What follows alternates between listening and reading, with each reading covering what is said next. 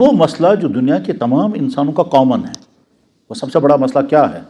جواب ہے، اس دنیا میں آ کر، اس دنیا کے بنانے والے، اس دنیا میں آ کر خود ہم کو بنانے والے کے ساتھ ہمارا کنیکشن صحیح ہو جائے، یہ دنیا کا سب سے بڑا مسئلہ ہے، یعنی ایمان۔ انسان کا سب سے بڑا مسئلہ یہ ہے کہ اس کو ایمان مل جائے۔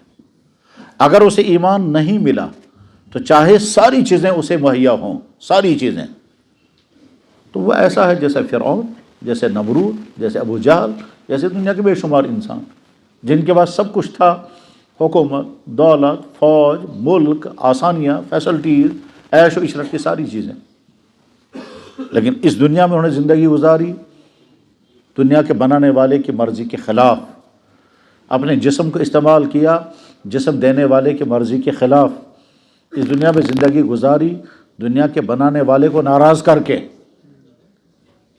تو دنیا میں سب سے بڑا مسئلہ انسان کیا ہے؟ اس کو ایمان مل جائے۔ اللہ کے فضل اور احسان سے ہمارا یہ مسئلہ نہیں ہے، کیونکہ ہمیں ایمان مل چکا ہے۔ اکثریت تو ہماری وہ ہے جن کو ایمان ملا بغیر کسی قربانی کے، اور کچھ بھائی ایسے بھی ہیں جن کو ایمان ملا اپنی قربانی سے، اور شاید ان کا ایمان ہمارے ایمان سے کہیں زیادہ اللہ کے ہاں قیمتی، اللہ کے ہاں مقبول اور پاورفل ہوگا، جنہوں نے قربانی دی پھر ایمان لایا۔ وہ ہمارے بھائی، ہم جن کو ایمان ملا بغیر کسی قربانی کے۔ کیوں میں بغیر قربانی کے؟ کیوں ایمان والے کے گھر میں اللہ نے پیدا کیا، گھر میں ایمان کی نعمت مل گئی۔ لیکن ہمارا وہ بھائی جو پیدا ہوا تھا کہیں اور اس کے بعد پھر اس نے سوچا، سمجھا، غور کیا، خطرات کو سامنے رکھا، پھر نہ جانے کتنا زمانہ اس کو لگا ہوگا یہ سارا سوچتے سوچتے سمجھتے پھر قدم اٹھاتے، اور قدم اٹھانے سے پہلے اس کو کتنی رکاوٹیں آئی ہوں گی، کیا خطرات سامنے ہوں گے، پھر کس طرح سے اس نے ان کو جھیل کر کے پھر کیا کیا سہا ہوگا، یہ تو وہی جان سکتا ہے۔ یہاں تک وہ ایمان تک پہنچ گیا تو اس کا ایمان تو بہت زیادہ قیمتی ہے۔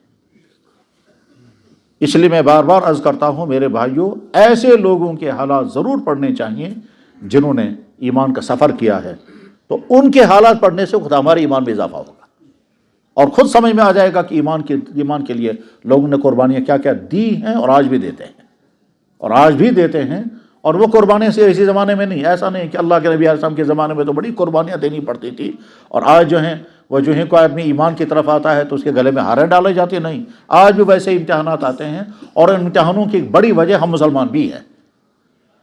بہرحال پہلا مسئلہ ہمارا جو اس دنیا کا سب سے بڑا مسئلہ ہے وہ ایمان مل جائے، وہ نعمت تو ہمیں ملی، الحمدللہ رب العالمین۔ بہت نادان ہے وہ مسلمان جس کو کبھی اس کا خیال نہیں آتا کہ اگر اللہ نے مجھے پیدا کیا ہوتا کسی ایسے گھر میں جہاں ایمان نہیں ہے، اور پھر میں وہاں سے نکل کر ایمان کی طرف نہ آ پاتا تو کیا ہوتا۔ ہم اپنے بارے میں گارنٹی نہیں دے سکتے کہ اگر ہم کسی ایسے گھر میں پیدا ہوئے ہوتے جہاں ایمان نہیں ہے تو ہم لازماً وہاں سے نکل کر ایمان کی طرف آتے۔ ہم اپنے بارے میں گارنٹی نہیں دے سکتے۔ کیوں نہیں دے سکتے ہیں؟ کیسے بتا سکتے ہیں کہ ہم نکل بھی پاتے یا نہیں؟ کیسے بتا سکتے ہیں ہم کو سمجھ میں آ بھی جاتا یا نہیں؟ جیسے آج بھی دنیا میں بے شمار اللہ کے بندے، ذہین، پڑھے لکھے، سچے، اور نہ جانے کتنی خوبیوں والے ہیں، لیکن ان کو سمجھ میں نہیں آتا کہ ہم غلط راستے پر ہیں۔ اور کتنے وہ ہیں جو جانتے ہیں، سمجھتے ہیں، لیکن ساتھ میں یہ بھی سوچتے ہیں کہ بڑی قربانیاں دینی پڑیں گی، کون یہ مصیبت جھیلے گا، اور کچھ ارادہ بھی کرتے ہیں، پھر ڈر پھر چڑھ جاتے ہیں۔ ہم ان میں سے کسی کیٹیگری میں ہو سکتے تھے، کہیں بھی ہم بھی ہوتے ہیں۔ یہ بھی ہو سکتا تھا کہ وہ لوگ اس دنیا میں بڑی عیش کی زندگی گزار رہے ہیں مگر ایمان سے محروم ہیں، ہم انہی میں سے ہوتے مگر ایمان سے محروم رہے، اور انجام بڑی تباہی تھی۔ قرآن کریم میں اللہ تعالیٰ فرماتے ہیں ان الذین کفروا من اہل الکتاب والمشرکین فی نار جہنم خالدین فیہا اولئک هم شر البریہ۔ وہ لوگ جو اللہ کو نہیں مانتے اور اللہ کے حکم کے مطابق زندگی نہیں گزارتے، اللہ فرما رہے یہ بدترین مخلوق ہے۔ اور وہ لوگ جو اللہ کو مانتے اور اللہ کے حکم کے مطابق زندگی گزارتے ہیں، اللہ فرما رہے یہ بہترین مخلوق ہے۔ تو گویا ہمارا پہلا مسئلہ تو نہیں ہے، اور اس پہلے مسئلے کے پانے کے لیے ہماری کوئی قربانی نہیں، سب اللہ کا احسان ہے۔ تو اب اس کے بعد ہمارے وہ دو مسئلے ہیں۔ پہلا ہمارا مسئلہ ہے کہ ہم ویسے بنیں جیسا ہمیں ہونا چاہیے، ایمان والا جیسا ہونا چاہیے ویسے ہم بنیں۔ ایمان والا کیسا؟ اللہ کو حکم پورا کرنے والا، اللہ کے بندوں کے ساتھ رحم کرنے والا، کسی پر ظلم نہیں کرے گا، کسی کا مال ہڑپ نہیں کرے گا، کسی کو دھوکہ نہیں دے گا، نفس کے پیچھے نہیں چلے گا، اپنے جسم کا غلط استعمال نہیں کرے گا، یہ انسانوں کے لیے رحمت ہوگا، انسانوں کے لیے زحمت نہیں ہوگا۔ اس کے ہاتھ میں پاور آئے گا تو پاور کا غلط استعمال نہیں کرے گا، اس کے پاس دولت ہوگی تو دولت عیاشی میں خرچ نہیں ہوگی، یہ جوانی میں ہوگا تو اپنی جوانی کو کنٹرول کرے گا، یہ بزنس مین ہوگا تو کسٹمروں کو دھوکہ نہیں دے گا، یہ شوہر ہوگا تو اپنی وائف کے ساتھ بہترین نمونے کا سلوک کرے گا، یہ باپ ہوگا تو اپنے بچوں کے ساتھ اتنا پیارا باپ ہوگا کہ بچے کہنے چاہیے اس سے زیادہ اچھا باپ تو ہمارا ہو ہی نہیں سکتا کوئی۔ یہ اگر کسی کا بیٹا ہوگا تو اس کا باپ کہنا چاہے کتنا پیارا میرا بیٹا ہے، ساری خوبیاں اس کے اندر جمع ہیں، کبھی اس نے مجھے کوئی شکایت نہیں ہے۔ یہ جہاں ہوگا رحمت ہی رحمت ہوگا۔ ایمان والا ایسا ہے، یہ ایمان والا جو ہے وہ ہر وقت اللہ سے ڈرنے والا ہے۔ ایمان والا وہ ہے جو اللہ سے ڈرنے والا اور ڈرنے کے ساتھ ساتھ معافی بھی مانگنے والا، ڈر بھی رہا ہے، بچ بھی رہا ہے اور پھر معافی بھی مانگ رہا ہے، ڈرتے ڈرتے سارے گناہوں سے بچا ہوا اور بچنے کے باوجود پھر بھی ڈرتا ہے خدا مجھ سے بڑا گنہگار کوئی نہیں۔ یہ ایمان کی مزاج ہے۔ ایمان والا ایسا ہونا چاہیے کہ یہ کسی کو تکلیف نہ پہنچائے، کسی کو تکلیف نہ پہنچائے، اور اگر تکلیف پہنچائے تو اس کی شکایت سے پہلے معافی مانگے، اور یہ ایمان والا ایسا ہونا چاہیے کہ دوسرا اس کو تکلیف پہنچائے تو اس کی معافی مانگنے سے پہلے ہی سے معاف کر دے، وہ بھی معافی نہیں مانگے گا اور یہیں سے پہلے سے معاف کر دے۔ یعنی ایمان کی صفات ہمارے اندر پیدا ہو جائے، وہ اخلاق، وہ اعمال، وہ مزاج، وہ رویے جو اللہ اور اللہ کے نبی چاہتے تھے وہ ہمارے اندر آ جائے۔ یہ ہمارا سب بڑا مسئلہ۔ ایمان ہمیں ملا ہے، قرآن ہمارے سامنے ہے، نبی کی ارشادات ہمارے سامنے ہیں، دین سارا تفصیل کے ساتھ آ چکا ہے، کوئی چیز چھپی ہوئی نہیں ہے۔ آج کا کوئی ایمان والا یہ شکایت نہیں کر سکتا کہ جناب میں کچھ کرتا مگر پتہ ہی نہیں ہے، میں کچھ کرتا مگر بتانے والا ہے ہی نہیں کوئی۔ آج تو انفارمیشن کا زمانہ ہے، آج تو تعلیم عام ہے، کوئی چیز چھپی ہوئی نہیں ہے۔ کوئی ایمان والا نہیں کہہ سکتا کہ جناب میں کرتا مگر مجھے پتہ ہی نہیں کیا کرنا ہے، میں بچتا مگر مجھے پتہ ہی نہیں تھا یہ جرم ہے۔ جتنی چیزیں فرض ہیں وہ بھی کلیئر ہو چکی ہیں، جتنی چیزیں جرم ہیں وہ بھی کلیئر ہو چکی ہیں، اب صرف فرضوں کو ادا کرنے کے لیے کھڑا ہونا ہے اور جرموں سے بچنے کے لیے اپنے آپ کو آمادہ کرنا ہے۔ یہ نہیں کہہ سکتا کہ جناب مجھے پتہ ہی نہیں تھا آج تک چوری کرنا جرم ہے، فراڈ کرنا جرم ہے، مجھے پتہ ہی نہیں تھا کسی نامحرم کا پیچھا کرنا جرم ہے، جناب میں نے تو سنا ہی نہیں تھا ماں باپ کے ساتھ برا سلوک کرنا کوئی غلط کام ہے، جی میں نے تو سنا ہی نہیں تھا کہ نکاح کے بغیر ریلیشن جو ہیں وہ کہ غلط کام ہے۔ جناب نہیں کہہ سکتے، جتنی چیزیں اللہ اور اللہ کے نبی نے حرام کیے وہ اوپن ہو چکی، کوئی چیز چھپی ہوئی نہیں ہے، کوئی چیز جو ہے نہ لاجک کے خلاف ہے، نہ فلسفی کے خلاف ہے، نہ وہ ان نون نہیں، ساری چیزیں واضح ہو چکی۔ اب صرف عمل کرنے کی بات، تو ہم عمل کے لیے کھڑے نہیں ہو پاتے۔ رکاوٹ کہاں سے آتی ہے؟ رکاوٹیں ہیں تین۔ نمبر ایک انسان کا نفس کرنے نہیں دیتا، رکاوٹیں ڈالتا ہے۔ نمبر دو شیطان، نمبر تین ماحول۔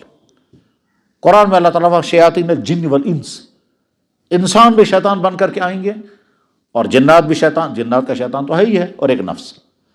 یہ جو اندر نفس ہے اس کے متعلق اللہ کے نبی نے فرمایا ان اعداء عدوک بین جنبیک، تیرا سب سے بڑا دشمن تیرے اندر بیٹھا ہے۔ یہ اندر کون ہے؟ تو جواب یہ ہے کہ اندر انسان کے اندر ایک طاقت ہے جو طاقت انسان کو کرواتی ہے۔ کیا کرواتی ہے؟ جیسی وہ طاقت ہوگی۔ اب میں مثال دیتا ہوں۔ فرض کیجئے ایک آدمی مسجد میں بیٹھا ہے، دوسرا آدمی اندر داخل ہوا وضو کرنے کے لیے، اس نے جیکٹ نکالا، باہر لٹکایا، موبائل جیب پر رکھا، چشمہ پہ رکھا، گھڑی نکال کے جیب میں لٹکائی اور خود غسل خانے میں وضو کرنے کے لیے چلا گیا۔ دیکھنے والے کے دل میں خیال آیا کہ یہ تو چلا گیا وضو کرنے کے لیے، میں جیکٹ لے کر نکل سکتا ہوں، اس میں مجھے موبائل بھی ملے گا، گھڑی بھی ملے گی، خود جیکٹ بھی ملے گا، ٹھیک۔ اور اگر سارا نہیں تو کم سے کم جیب میں سے دو تین چیزیں نکال کر نکل جاؤں گا، اس میں پرس بھی ہوگا، ہو سکتا ہے اس میں کچھ پیسہ بھی ہوگا۔ یہ دل میں خیال آیا، یہ دل میں خیال آیا۔ اب یہ اندر سے ابھرا یا شیطان نے ڈالا، مگر آ گیا خیال۔ اب اس کے بعد یہ سوچنے لگا کروں یا نہ کروں، کروں یا نہ کروں۔ ساتھ میں خیال آ رہا ہے اتنے میں وہ باہر نہ آ جائے وضو کر کے، پھر ادھر سے یہ جو خیال ہے کہہ رہا اگر کرنا ہے تو جلدی کرو۔ بہرحال ابھی اس کشمکش میں ہے، اس کشمکش میں ڈیسائیڈ کر لینا مجھے کرنا ہے، تو یہ اٹھا اور ساتھ میں دیکھنے لگا کہ کیا کروں گا، جیکٹ ہی اٹھا کے نکل جاؤں یا جیب سے ہاتھ نکال کر دو میں سے ایک ڈیسائیڈ کیا اور جیب میں سے ہاتھ نکال کر جیکٹ وہیں لٹکایا، وہ چلا گیا۔ اندر سے بیچارہ آدمی نکلا، اس نے جلدی سے جیکٹ پہنا، مسجد میں آ کر نماز پڑھنے کے بعد وہ نکالتا ہے چشمہ تو وہاں ہے ہی نہیں، نکالتا ہے موبائل، وہ ہے ہی نہیں۔ اب پریشان ہو گیا، وہ تو نکل چکا ہے۔ یہ جو اس آدمی نے یہ جو قدم اٹھایا، اس کو کس نے مجبور کیا؟ اندر سے کوئی خیال۔ اس کی دوسری مثال پہ بتاتا ہوں۔ میں اسی سری نگر شہر میں مسجد میں بیان کر رہا تھا جمعے کے دن۔ بیان کے دوران میں بتا رہا تھا کہ ایمان یہ ہے کہ جہاں دیکھنے والا کوئی نہ ہو وہاں انسان سے گناہ ہو رہا ہو اور اس وقت بھی انسان اپنے آپ کو گناہ سے بچائے۔ یہ سمجھاتے ابھی بیان ہی ہو رہا تھا تو پیچھے سے غسل خانے میں سے ایک آدمی نے گھڑی بھیجی، تقریباً 15-20 ہزار کی گھڑی۔ کہنے لگا جناب یہ غسل خانے میں گھڑی کسی کی رہ گئی ہے، وہاں اعلان کر دیجئے کس کی گھڑی ہے۔ میں نے کہا یہی ہے ایمان۔ وہ جو غسل خانے میں کسی نے گھڑی اٹھائی 15-20 ہزار روپے کی، وہ اٹھا کے جیب میں رکھ لیتا، لیکن وہ آ کر کے کہہ رہا ہے جناب کسی کی گھڑی رہ گئی ہے، وہاں اعلان کر دیجئے۔ تو میں نے گھڑی لٹکا دی وہاں، میں نے کہا بھائی گھڑی کسی کے ہے، جن کے ہو لے لینا، یہی ایمان ہے۔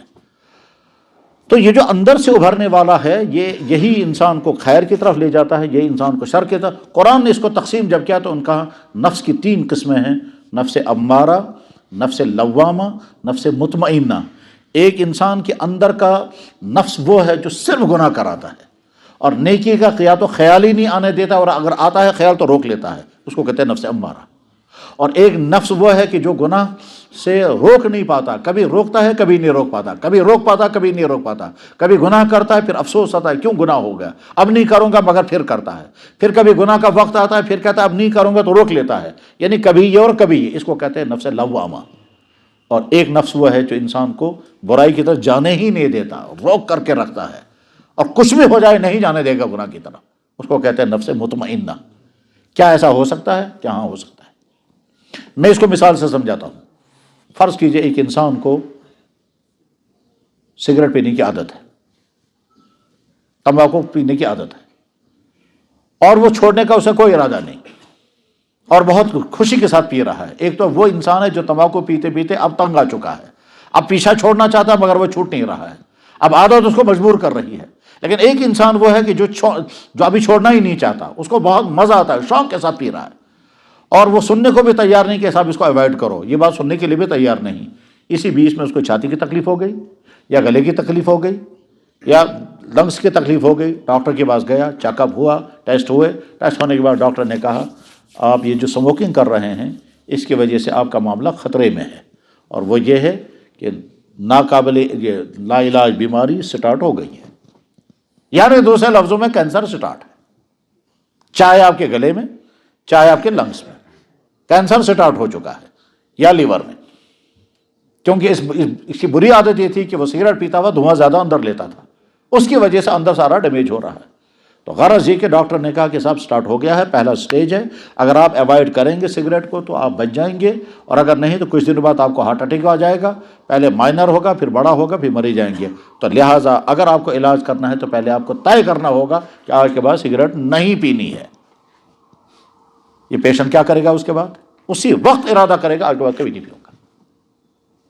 شاید دنیا کے 1% پیشنٹ بھی ایسا نہیں ہوگا جو سوچے گا مانوں ڈاکٹر کی بات یا نہ مانوں، 1% میں نہیں ہوگا۔ یہ کون سی چیز ابھر گئی اب اس کے اندر؟ کچھ بھی ہو جائے مجھے اب نہیں پینی ہے۔ اور اگر وہ پہلے والے دوست جن کے ساتھ محفلوں میں وہ سگریٹ پیا کرتے تھے اور میڈ ان فلاں اور میڈ ان فلاں اور ہر جگہ کی بالکل عجیب قسم کی سگریٹ کے ڈبیاں منگوا پیتے تھے، اگر انہوں نے کہا صاحب بہت ہی سپیریئر قسم کی سگریٹ آئی ہے آ جاؤ، وہ کہے گا نہیں صاحب میں تو چھوڑ چکا، اب تو میں ہاتھ بھی نہیں لگاؤں گا۔ کیوں نہیں ہاتھ لگاؤں گا؟ اس لیے کہ اندر کا ضمیر جاگ چکا ہے، اور ضمیر بھی جاگا خطرے کی وجہ سے، ضمیر خود نہیں جاگا، اس خطرے کی وجہ سے ڈر کر کے اس نے کہا اب نہیں پیوں گا میں۔ بس یہی ضمیر جب جاگ جاتا ہے تو انسان کے اندر جو بیٹھا ہوا ہے، یہ جو بیٹھا ہوا ہے یہی انسان کو برائی کی طرف لے جاتا ہے۔ اللہ کے نبی نے فرمایا ان اعداء عدوک بین جنبیک، تیرے دشمنوں میں بڑا والا دشمن تیرے اندر بیٹھا ہوا ہے، وہی ہے جو تجھے غلط کام کراتا ہے، وہی ہے جو تجھے غلط طریقے سے پیسہ کموانے کی تدبیریں سکھاتا ہے اور قدم اٹھواتا ہے، وہی ہے جو پیسہ کمائے ہوئے غلط جگہوں پر خرچ کراتا ہے، وہی ہے جو تجھے فراڈ کرواتا ہے، وہی ہے جو تجھے دوستوں کو دھوکہ دلواتا ہے، وہی ہے جو جتنا انسان غلط کرتا ہے وہی اندر سے کرانے والا ہے۔ اب انسان سوچتا ہے جناب تقدیر نہیں ہے، انسان خود کرتا ہے۔ تقدیر کیا معنی ہے؟ اللہ کو معلوم ہے کون کیا کرے گا، یہ اللہ کا علم ہے۔ جناب انجینئر کو معلوم ہے یہ پل کتنے دنوں میں گرے گا، ماہر انجینئر نے مٹیریل ایسا لگا، اس نے کہا 50 سال تک میں گارنٹی، اس کے بعد میری گارنٹی نہیں ہے۔ ڈاکٹر جو ہے وہ دوائی کے متعلق کہتا ہے یہ دوائی اتنے عرصے میں کہتا ہے ایکسپائر ہو جائے گی، وہ ڈاکٹر تھوڑا ایکسپائر کرتا ہے دوائی کو، وہ تو دوائی خود ایکسپائر ہوتی ہے۔ ڈاکٹر نے بتایا آدمی اتنے دنوں میں مرے گا، اور واقعہ تو اتنے دنوں میں مرتا ہے، تو وہ ڈاکٹر کے کہنے سے تھوڑا ہی مرتا ہے، انسان مرتا خود اپنی بیماری سے ہے، ڈاکٹر پہلے بولتا ہے۔ محکمہ موسمیات والے کہتے ہیں جناب برف ہونے والی ہے اور گرج چمک کے ساتھ چھینٹیں پڑنے والی ہے، تو وہ ان کے کہنے کی وجہ سے تھوڑی برف ہونے والی ہے، وہ تو ہونے والی ہے، وہ بول دیتے ہیں پہلے۔ محکمہ موسمیات والوں کا بولنا سبب نہیں ہے بارش کے اترنے کا، بارش ہونے والی ہے وہ انہیں پہلے بولا، کبھی سچ ہوتا ہے کبھی جھوٹ بھی ہوتا ہے۔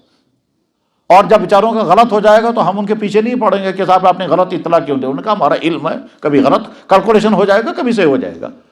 تو سیم اسی طرح سے ڈاکٹر کے بولنے سے مریض مرتا نہیں، محکمہ موسمیات کے کہنے سے بارش آتی نہیں، بارش آنے والی ہے، محکمہ موسمیات نے پہلے بولا، ڈاکٹر کے کہنے سے مریض مرا نہیں، وہ تو مرنے والا تھا، ڈاکٹر نے پہلے بولا، نہیں بھی بولتا تب بھی وہ مرتا۔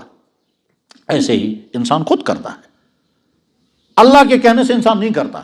یہ کنفیوژن ذہن میں نہیں آنا چاہیے، بہت سارے لوگوں کو پریشانی یہ رہتی ہے اللہ نے لکھا ہمارا کیا قصور ہے، اللہ نے لکھا ہمارا کیا قصور ہے۔ جب آپ کرتے ہیں تو آپ کو کہاں معلوم ہوتا ہے اللہ نے کیا لکھا ہے؟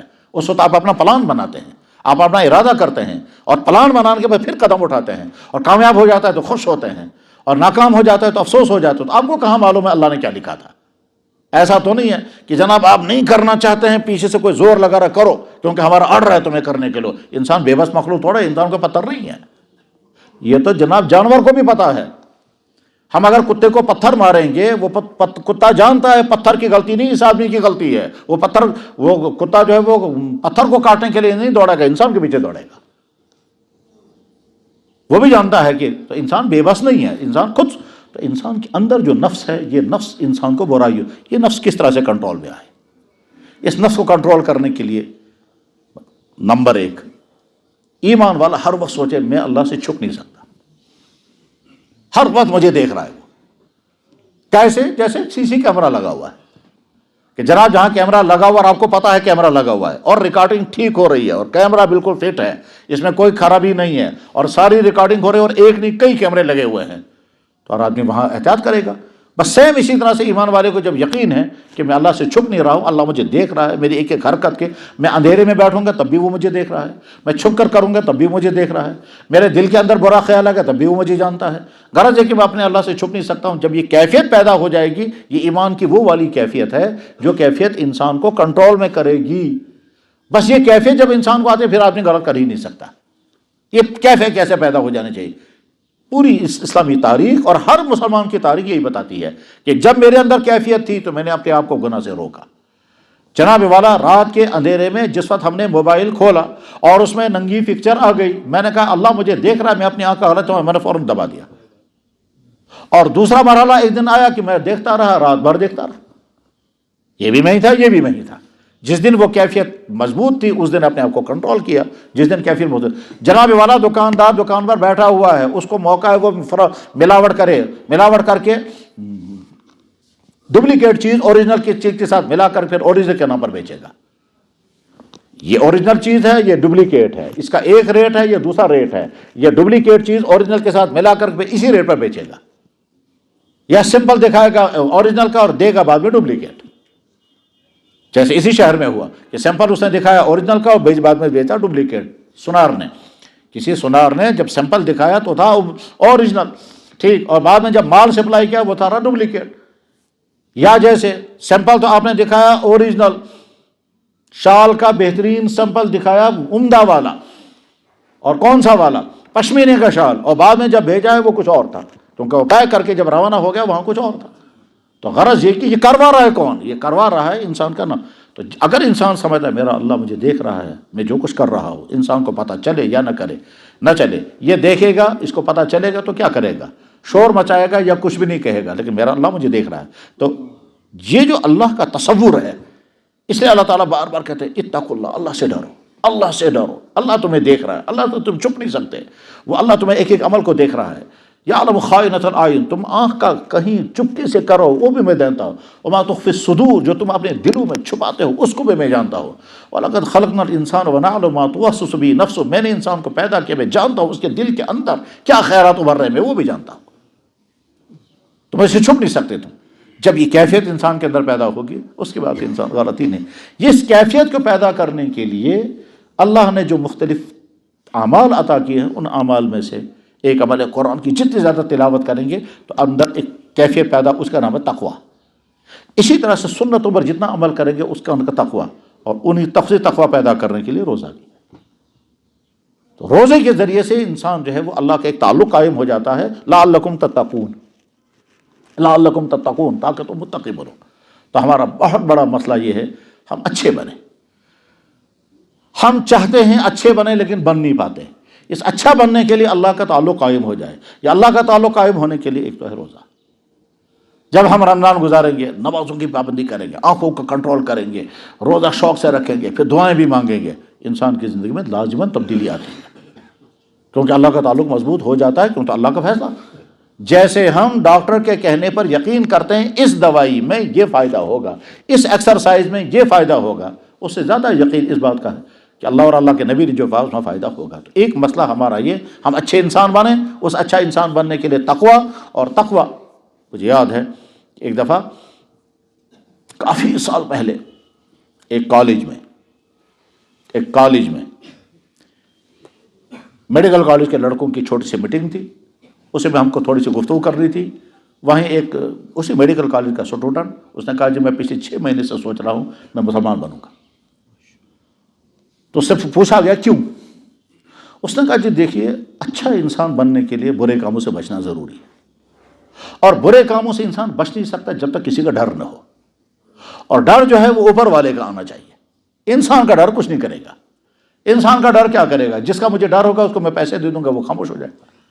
تو ڈر جو ہے وہ اوپر والے کا، وہ اوپر والے کا ڈر کہاں سے مجھے آئے گا؟ میں سمجھتا ہوں وہ صرف اسلام میں مجھے ملے گا اور کہیں نہیں، کیونکہ اس وقت جس مذہب کے ساتھ میں جڑا ہوا ہوں وہاں خدا کا تصور ہے ہی نہیں، ویسا نہیں ہے۔ خیر اسے کہا اور سوچو، بہرحال آخر میں طے کر لیا کہ نہیں مجھے مسلمان، کلمہ پڑھا اس نے۔ رات کے 11 بجے یہ بات چیت ہو رہی تھی، 2-3 بجے تک اس کو سوچنے کو کہا گیا، 2-3 بجے پھر اس نے کہا نہیں میں تو طے کر چکا ہوں۔ تو بہرحال اس نے جب کلمہ پڑھ کر کے وہاں جتنے مسلمان تھے ان تمام کو کہنے لگا وہ کھڑے ہو کر، میں دکھاؤں گا مسلمان کیسا ہوتا ہے، تم جیسا تھوڑے بنوں گا، میں بتاؤں گا مسلمان کیا، تم میں جیسا نہیں بنوں گا۔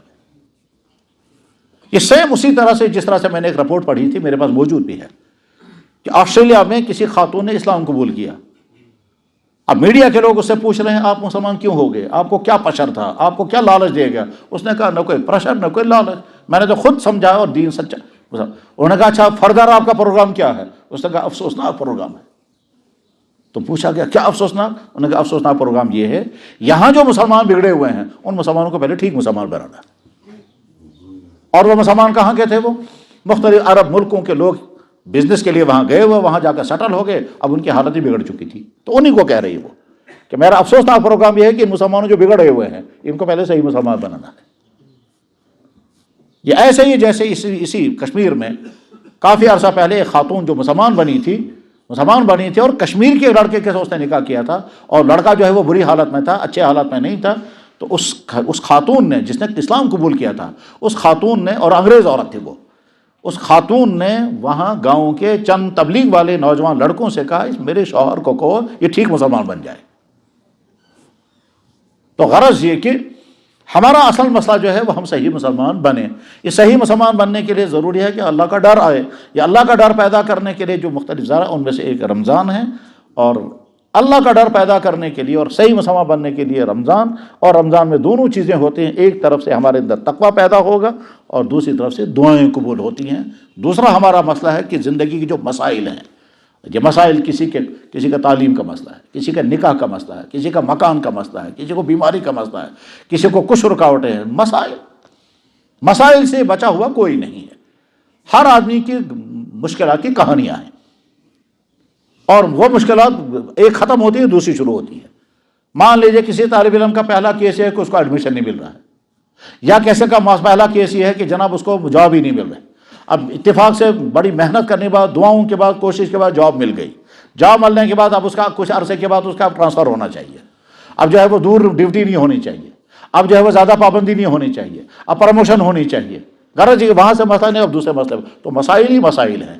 ان مسائل کو حل کرنے کے لیے انسان جو طرح طرح کی تدبیریں کرتا ہے، ان تدبیروں میں سے سب سے آخری اور سب سے پاورفل تدبیر جو ہے وہ اللہ سے دعا مانگنا.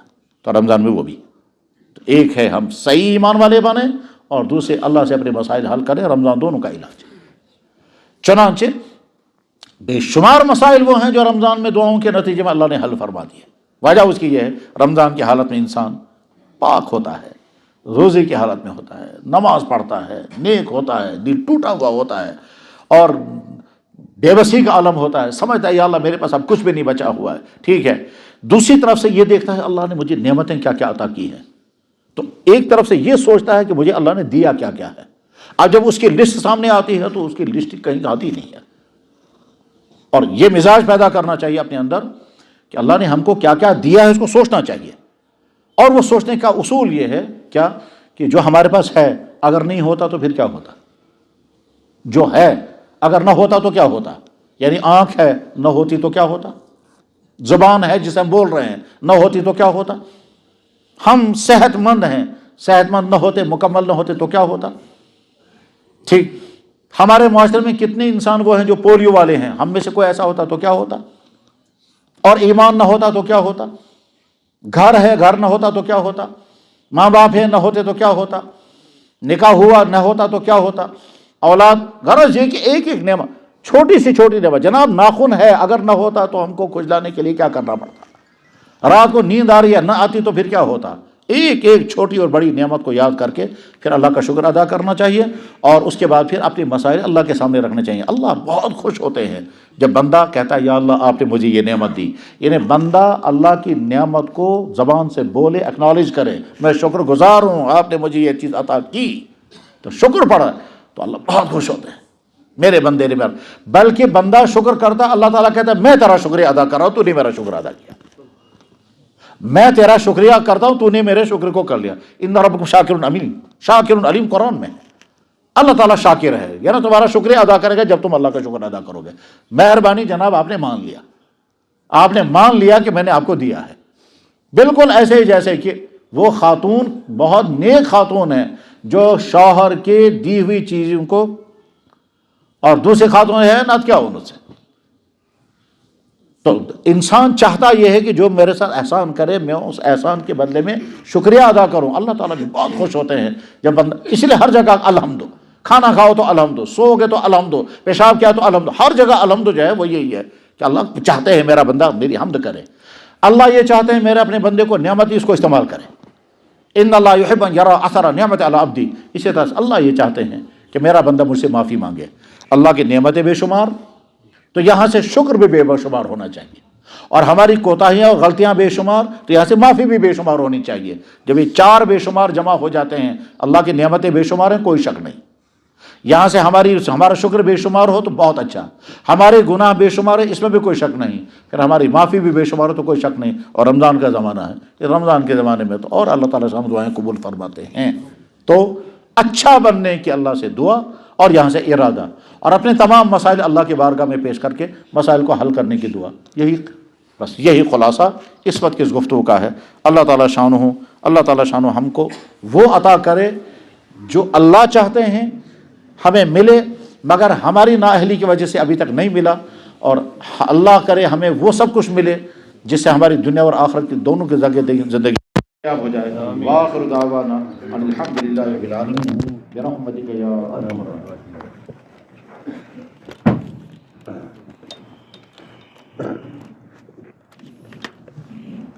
پڑھے درود شریف.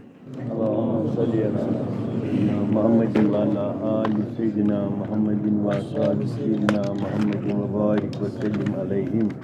اللهم بارك على محمد وعلى آل محمد كما باركت على إبراهيم. ایسا تو نہیں ہو سکتا اور کوئی کمینہ بھی نہیں کر سکتا. کوئی کمینہ کہے گا صاحب آپ ہمارے یہاں آئیں گے، تھوڑا سا کچھ کھائیں گے پیئیں گے اور میں کچھ کھانے کا انتظام کروں گا. پھر ہم گئے اور اس نے گیٹ سے کہا دفع ہو جاؤ. کمینہ انسان بھی ایسا نہیں کر سکتا کہ بلائے اور پھر دھکا دے کر نکال دے. شریف انسان کے بارے میں تو سوچ بھی نہیں سکتے کہ کوئی شریف انسان دے کر نکل جاؤ. کمینہ بھی نہیں کرے گا شریف کی تو بات ہی نہیں. یہ تو انسانوں کا معاملہ ہے. تو یہ کیسے ہو سکتا ہے کہ اللہ تعالیٰ کہے کہ مجھے مانگو، کہ جب ہم مانگیں گے اللہ کہیں گے جاؤ میں نہیں دیتا؟ یہ تو نہیں ہو سکتا. یہ تو نہیں ہو سکتا. تو اس لیے یقین رکھنا چاہیے. اور حدیث میں بھی ہے، اللہ کے نبی نے فرمایا جب بندے کو یقین ہوتا ہے کہ اللہ سن رہے ہیں تو سنتے ہیں، اور اللہ کو بندے کو شک ہوتا ہے پتہ نہیں سنیں گے کہ نہیں، پتہ نہیں سنیں گے یا نہیں، پتہ نہیں مانیں گے یا نہیں، پھر اللہ سنتے بھی. ہم کیوں شک کریں گے؟ ہمارا اللہ کہہ رہا ہے اور ساتھ میں اللہ کہتا ہے میرے بندے تو میرے بارے میں کیوں شک کر رہا ہے؟ جو کچھ میں نے تجھے دیا یہ کون سا تو نے مجھ سے مانگا تھا؟ یہ جو کچھ میں نے تجھے دیا ہے یہ میں نے تم نے کون سا مجھ سے مانگا تھا؟ میں نے تو مانگے بغیر ہی سارا تم کو دیا ہے. اور ان کو دیکھو جو تم سے زیادہ تباہ حال ہیں، ان کو دیکھو جو تم سے زیادہ مصیبتوں میں ہیں. ٹھیک، اصول بھی یہی ہے کہ جب بھی انسان اپنی کسی پریشانی کو سوچے اور پریشانی کی سوچ کر سوچے پریشان ہو جائے، اپنے سے زیادہ پریشان انسان کو سوچو تو اپنی پریشانی معمولی نظر آئے گی. اور طریقہ اس کا بہت آسان ہے. بیمار انسان جب ہسپتال میں پہنچتا ہے تو اپنی بیماری بھول جاتا ہے. بیمار انسان جب ہسپتال میں پہنچتا ہے اور اپنے سے زیادہ تباہ حال بیماروں کو دیکھتا ہے، جناب اپنی بیماری بھول جاتا ہے. جس کی کمر ٹوٹی وہ جب وہاں پہنچا ہسپتال میں،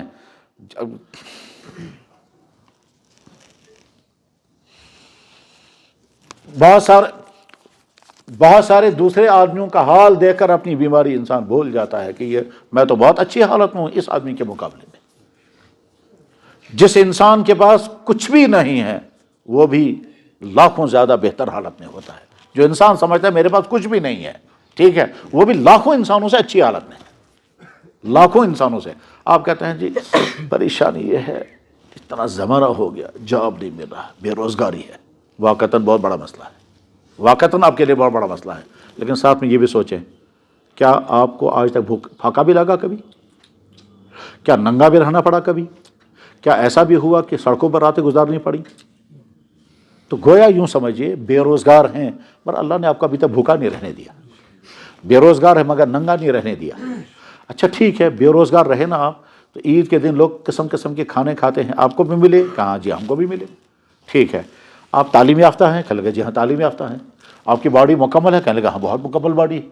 تو تم کو مکمل جسم ملا، تعلیم ملی، ماں باپ ملے، گھر ملا، صحت ملی، کھانا ملا، پینا ملا، یہ ساری چیزیں تمہیں ملی. ایک تمہارا کیس ہے، روزگار ابھی تک نہیں ملا. کھا تو رہے ہو تم، پھاقا تو نہیں لگا. اب تمہیں ایک چیز اور ہے کہ اپنے ہاتھ کی کمائی تم کھاؤ گے. بس ایک ہی تو مسئلہ بچا ہوا ہے نا تمہارا، باقی تو سارے مسئلے حل ہیں. اللہ تعالیٰ قرآن میں فرماتے ہیں وَكَأَيٍّ مِّن دَابَّةٍ لَا تَحْمِلُ رِزْقَهَا اللَّهُ يَرْزُقُهَا وَإِيَّاكُمْ. میری مخلوق میں دیکھو نا کتنی مخلوق ایسی ہے ان کے پاس روزی کا کوئی ذریعہ نہیں، میں ہی ان کو کھلاتا بھی ہوں، تم کو بھی کھلاؤں گا. اللہ یرزقها وإياكم وكأيم کیتہ من دابۃ دنیا کی مخلوقات لا تحمل رزقها تم چون کوئی سورس کمائی ہوں، ان کے پاس کوئی سورس کمانے کا نہیں. لا تحمل رزقها اللہ یرزقها اللہ ان کو کھلاتا ہے، وإياكم تم کو بھی کھلائے گا. چڑیا صبح کو نکلتی اس کے پاس نہ دکان ہے نہ جاب ہے، کچھ نہیں ہے، شام کو پیٹ بھر کر آتی. چاہے برف ہو، برف میں کہیں کوئی دانہ چڑیا کو نہیں ملے گا لیکن پھر بھی بھوکی شام کو نہیں آتی. ایک حدیث میں اللہ تعالیٰ فرماتے ہیں میرے بندے میں تو ساری کائنات کو کھلا رہا ہوں، تیری 2 روٹی مجھے کیا بھاری ہو جائے گی، تیری 2 روٹی مجھے کیا بھاری ہو جائے گی. ابراہیم حضرت سلیمان علیہ السلام نے کہا یا اللہ میری ساری کائنات پہ میری حکومت ہے، میں چاہتا ہوں آپ کی ساری مخلوق کو کھانا کھلاؤں گا 1 سال. تو اللہ تعالیٰ شان کی طرف سے ہنسی کے ساتھ جواب ہے 1 سال تم نہیں کر سکو گے. انہوں نے کہا نہیں یا اللہ کروں گا، میرے پاس تو اتنے وسائل ہیں اور یہ ہیں. چلو اچھا 1 مہینہ، فرمایا نہیں کر سکو گے. اچھا 1 ہفتے کے لیے، فرمایا نہیں کر سکو گے. اچھا 1 دن، فرمایا نہیں کر سکو گے. انہوں نے کہا 1 وقت تو ملنا ہی چاہیے، یہ میں نہیں مانوں گا. 1 وقت کا مجھے اجازت دے دیجئے، میں آپ کی ساری مخلوق کو 1 وقت کا کھانا کھلاؤں گا. اجازت ہے، چلو کھاؤ، کرو تیاری. اب ابراہیم علیہ السلام نے سلیمان علیہ السلام نے بڑی میٹنگ بلائی، جنات کی میٹنگ. ساری مخلوق کو ہم کو 1 وقت کا کھانا کھلانا ہے، پلان بناؤ جناب. پلان بنایا گیا، دنیا کے جتنی کھانے پینے کی چیزیں ہیں، کون کیا کھاتا ہے سب کے لیے جمع کرو، کون کیا کھاتا ہے سب کے لیے وہ ساری چیزیں. پہلے تو یہی تعین نہیں ہو رہا تھا کہ اس مخلوق کو کیا کیا کھلانا ہے.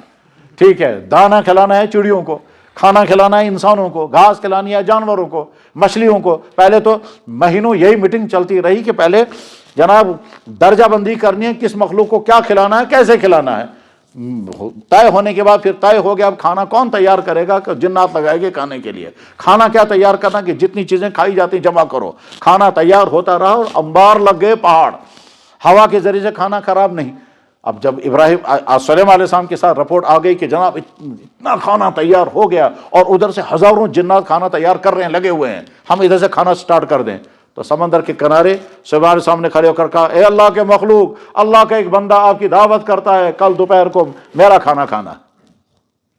ٹھیک، اب سمندر کی سب سے بڑی مچھلی ویل نکل کر کے آئی، اور وہ جو کئی مہینوں کھانا تیار کیا تو وہ ایک لقمہ کھا کر ختم کر کے کہنے لگا اور لاؤ۔ اس نے کہا ہمارا تو مہینوں بھر کا کھانا جو سارے سمندری جانوروں کے لیے تیار کیا تو ایک ہی کھا گئے، کہنے لگا ابھی میرا پورا ہوا ہی نہیں ہے، اتنا تو میں 3 حصے کھاتی ہوں، تو اور لاؤ جلدی سے۔ تو سماج ہم وہیں سجدے میں گرے کہ اللہ یا اللہ رزاق آپ ہی ہے، میرے بس کا نہیں۔ تو اللہ سے مایوس نہیں ہونا ہے، کریں دعا۔ اللہم صلی علی سیدنا محمد وعلی آل سیدنا محمد۔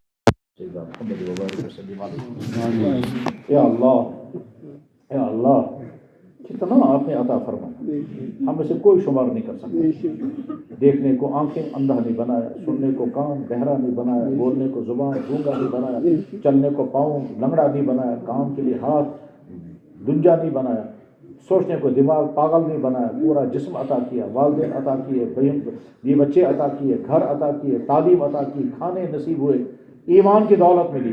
یا اکرم الاکرمین یا ارحم الراحمین، کبھی بھوکا نہیں رکھا، کبھی پیاسا نہیں رکھا، کبھی کسی سامنے ہاتھ پھیلانے میں مجبور نہیں ہوئی۔ یا اکرم الاکرمین یا ارحم الراحمین، آپ کے احسانات کی کوئی حد نہیں، آپ کے احسانات کی کوئی انتہا نہیں۔ آپ نے خود ہی فرمایا کرو شمار، میں دیکھتا ہوں میری نعمتیں شمار کر سکو گے یا نہیں۔ نہیں کر سکتے، کیسے شمار کریں گے؟ اگر آپ فرمائیں گے شمار کرو تمہارے بلڈ کے اندر میں نے کیا کیا پیدا کیا ہے، ہم کو پہلے میڈیکل والوں سے پوچھنا پڑے گا، پھر جب وہ ڈیٹیل بتائیں گے ساتھ ہی یہ بھی بتائیں گے کہ ابھی بہت ساری چیزیں اننون ہیں، ہم ساری چیزیں نہیں بتا سکتے ہیں۔ یا اللہ پھر آپ فرمائیں گے دیکھ لیا ایک لکوڈ پانی، لال رنگ کا پانی میں نے تمہارے اندر پیدا کیا ہے، اس کے اندر کیا کیا میں نے رکھا ہے، تم آج تک وہ تم سمجھ نہیں پائے، تو میری نعمتوں کو کرو شمار کرو۔ یا اکرم الاکرمین یا ارحم الراحمین، ہم بہت شکر گزار ہیں، ہم نے سنا بھی ہے پڑھا بھی ہے، آپ بہت خوش ہوتے ہیں جب میرے بندے شکر کرتے ہیں۔ یا اکرم الاکرمین، ہم آپ کے شکر ادا کرتے ہیں تمام نعمتوں پر جو آپ نے عطا فرمایا۔ یا اللہ دیکھ لیجیے رمضان کا مہینہ اور رمضان کا پہلا جمعہ، اور ہم نے آپ کو سجدے کیے، ہم نے آپ کے نبی کا خطبہ سنا۔ یا اکرم الاکرمین، فرشتے چاروں طرف کھڑے ہیں، ہم کو تو نظر نہیں آتے، مگر آپ کے نبی نے فرمایا تو یقیناً ہوں گے، کیونکہ آپ کے نبی نے فرمایا جب ایمان والے جمعہ پڑھنے کے لیے آتے ہیں تو فرشتہ دروازے پر کھڑے ہو کر کے نام لکھتا ہے کون کون آیا، اور جب خطبہ شروع ہوتا ہے تو فرشتہ رجسٹر بند کر کے سنتا ہے۔ یا اکرم الاکرمین یا ارحم الراحمین، یا ذا الجود والکرم، رمضان ہے، جمعہ ہے، مسجد ہے، آپ کے رحمتوں کا نزول کا وقت ہے۔ یا اللہ نماز ادا ہوئی ہے، یا اللہ گنہگار اپنے ہاتھ آپ کے سامنے پھیلائے ہوئے ہیں، آپ کے وعدے کا یقین ہے، آپ کے وعدوں کا یقین ہے۔ یا اکرم الاکرمین، پہلے تو ہمارا شکر قبول فرما لیں، یا اللہ پھر ہماری ضرورتیں دیکھ لیں، ہم میں سے کس کی کیا ضرورت ہے وہ ضرورتیں پوری کر دیجیے۔ ہماری پہلی ضرورت یہ ہے کہ ہم اچھے ایمان والے بنیں، ہماری پہلی ضرورت یہ ہے ہم با اخلاق، با ایمان، با وقار، با کردار، باسیرت مسلمان بنے۔ یا اکرم الاکرمین، ایسا ایمان والا بننا ہمیں نصیب فرما۔ یا اللہ اچھا باپ، اچھا بیٹا، اچھا بھائی، اچھا شوہر، اچھا دوست، اچھا دکاندار، یا اللہ اچھا بندہ، اچھا امتی، اچھا آپ کا بندہ بننا نصیب فرما، ایسا بندہ نصیب فرما آپ کہیں گے کتنا اچھا میرا بندہ، اور اتنا اچھا بندہ نصیب فرما آپ کے نبی فرمائیں کتنا اچھا میرا امتی، کتنا اچھا بندہ نصیب فرما ہماری اولاد کہیں کتنا اچھا باپ، یا اللہ اتنا اچھا بندہ نصیب فرما ہمارے والدین کہیں کتنا اچھا بیٹا، اتنا اچھا بندہ نصیب فرما ہمارے بھائی بہن کہیں کتنا اچھا بھائی۔ یا اللہ ہمیں اچھا بندہ نصیب کر دے، جب ہم اچھے بنیں گے تو آپ بھی ہم سے پیار کریں گے، آپ کے ماں باپ بھی ہمارے پیار کریں گے، سارے ہم سے محبتیں کریں گے یا اللہ، اور ہم رحمتوں والے ہوں گے۔ یا اللہ ہمارے دوسرے مسائل، یا درود والکر، ہر ایک مسائل یا اللہ جس سے سنتے ہیں وہ اپنی کہانیاں سناتا ہے۔ یا اکرم الاکرمین یا ارحم الراحمین، یا اللہ ہر ایک سے کہنا پڑتا ہے ضرور دعائیں کریں، جو ملتا ہے وہ کہتا ہے میرے لیے فلاں مسئلے کی دعا کیجیے، یا اکرم الاکرمین یہ میری کسی بھائی نے پرچہ بھیجا ہے، اتنا عرصہ ہوگا دعائیں مانگتے ہوئے، ضعف ایمان کی وجہ سے ایمان کو بھی خطرہ ہے، یا اکرم الاکرمین یا ارحم الراحمین کم سے کم ہمارا ایمان بچانے کے لیے ہمارے مسئلے حل کر دیں، ورنہ خطرہ اس بات کا ہے کہ ہمارے کمزور ایمان میں ہم کو دھوکہ لگے گا، اللہ جب سنتا ہی نہیں چھوڑو اس ایمان کو۔ دنیا میں کتنے انسان اسی وجہ تو مرتد ہو جاتے ہیں، وہ کہتے ہیں جب یا اللہ پرابلم پریشانیوں کی وجہ سے وہ کہتے ہیں خدا ہے ہی نہیں، یا اللہ وہ اس لیے نہیں کہ آپ نہیں ہیں، وہ اس لیے جب پریشانیوں میں جھوجتے وہ بے بس ہو جاتے ہیں، پھر کہتے ہیں اگر خدا ہو تو یہ پریشانیاں کیوں ہوتی کہ اللہ ہم انہیں بتاتے اللہ ارحم الراحمین ہے، وہ کہتے ہیں اگر ارحم الراحمین ہے تو ہم کو یہ مصیبت کیوں ہے، یا اکرم الاکرمین یا ارحم الراحمین یا اللہ ہم میں سے ہر ایک کے ہر مسئلے کو حل کرنا ہے، یا اللہ دیکھ لیجیے کس کے دل میں کیا مسائل ہے۔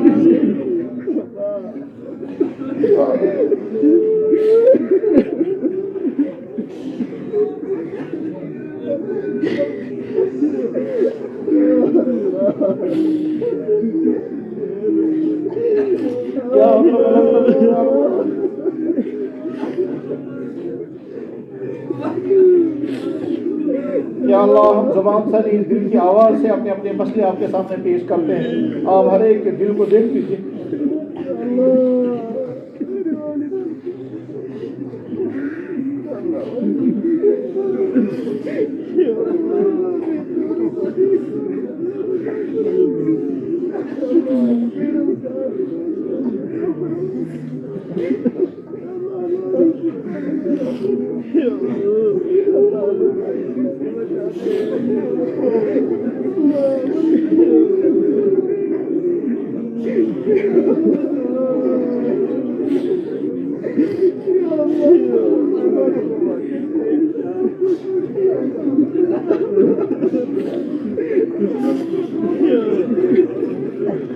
یا اللہ ہمارے بہت سارے بھائی آج تک صرف آمین کر رہے ہیں، یا اللہ امام آمین دعا کرتا ہے، ہمارا مقتدی بیچارہ صرف آمین پر کرتا رہتا ہے، یا اللہ آج خود اپنے مسائل آپ کے سامنے پیش کرے گا، یا اللہ یہ آمین نہیں کرے گا، خود اپنی زبان سے نہیں اپنے دل کی آواز سے اور اپنے آنکھوں کے آنسوں سے اپنے مسائل آپ کے سامنے پیش کرے گا، یا اللہ اس کے آمین کو نہیں اس کے مسائل کو سن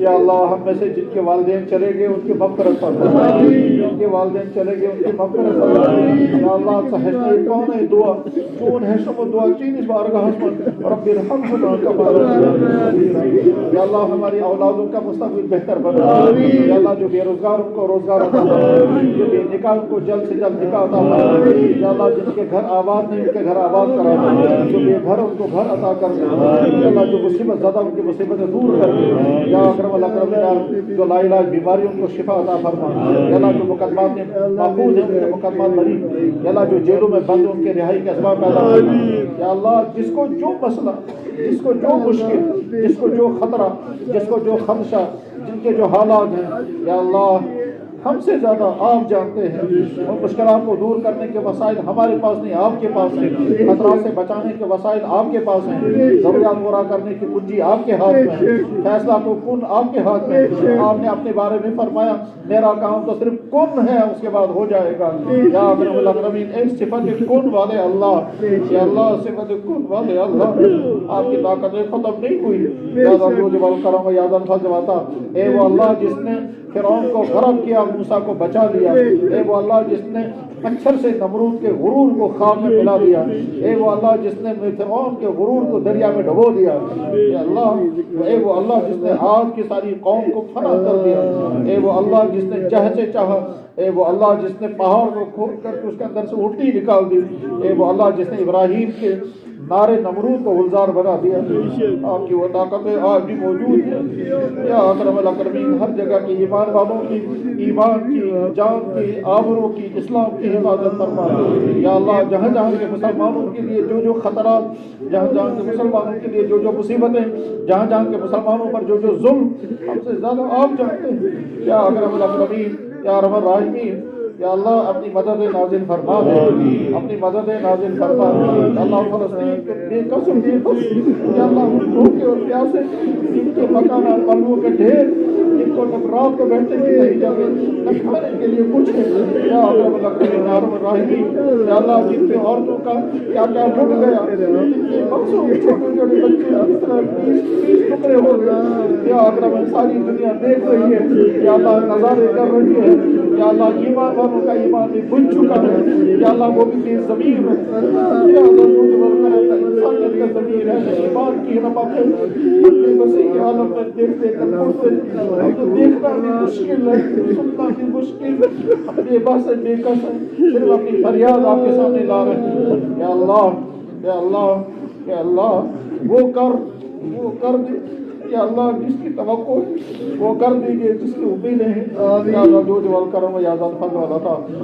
رسول اکرم صلی اللہ علیہ وسلم نے اپنی امت و ساری انسانوں کے لیے جتنی دعائیں مانگی، وہ ساری دعائیں ایک ایک ایمان والے کے حق میں قبول کریں. اور جن تمام خرابیوں سے انہیں پناہ مانگی، تمام امت کو ان سے محفوظ فرمائے. سبحان ربک رب العزة عما یصفون، سلام علی المرسلین.